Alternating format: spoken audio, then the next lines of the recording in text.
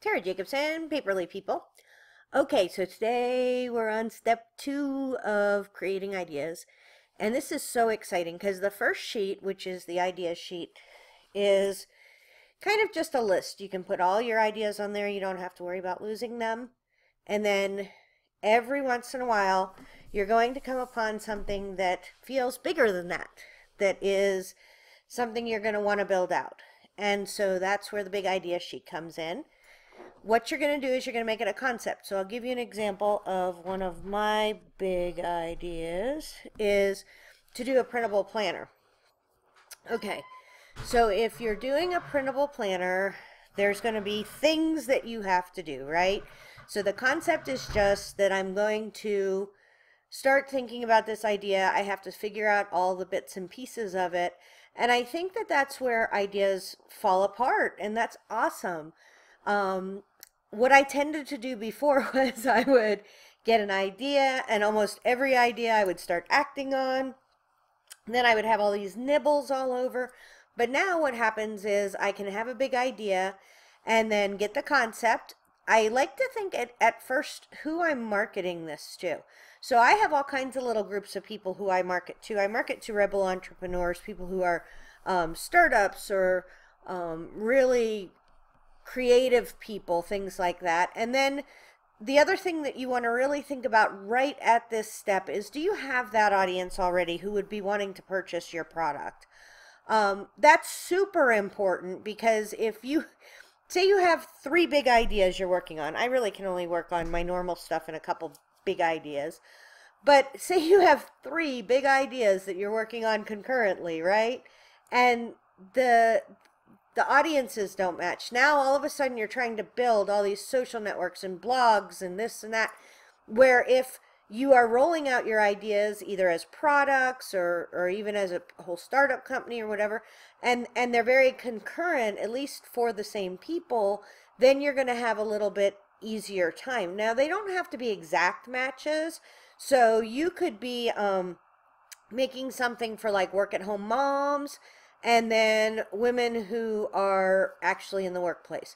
They both have kind of the same at 50,000 feet demographic, which is they're women. They're going to be of a certain age and things like that, because that stuff all kind of influences the pictures and things like that that you're going to use. Okay, action items. Now the rest of this is just stuff to do.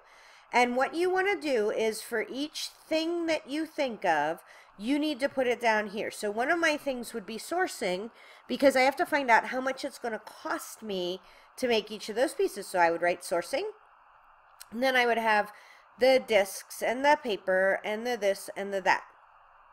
The next thing could be competition. I want to check out the competition. I might write down 5 things.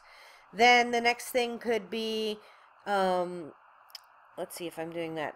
How I would want to market it. Are there going to be steps in the marketing that I want to do, including this product? Am I going to want to put it on? So for me, this is kind of easy. So I would have marketing Paperly People. How am I going to market on my other site, Marketing Artfully? Am I going to, oh, this one could be, you know, paid advertising. Am I going to do Pinterest ads and things like that? I'm just going to put all of the things that I think of that my brain can generate, and I have 2 pages of it. And then what you want to do is, you don't want to worry about which is first, second, third, blah. You're just trying to get everything onto paper. And one of the nice things that will happen is, instead of your brain feeling like it has to get all these things done or has to carry it all around up there, as you put these things down, you're going to start to see a natural progression. So that is awesome. You're going to want to really start to think about what is going on with your project. And then what I'll do sometimes, so you could number them, say you do have, you know, 14 things. What I will tend to do is, if it turns into a project that I'm going to do, not that I'm just kind of mapping out on paper, then I will rewrite it, and I'll put things in a little bit more logical order. So hopefully that helps. First, you start with your ideas page. If you're buying the entire kit, you start with your ideas page. If you're not, this is a whole system where you go from ideas to a big idea to little projects to something complete. So that's super exciting. If you have any questions, you can always email me, tara@marketingartfully.com, and hopefully this helps. Tara Jacobson, Paperly People.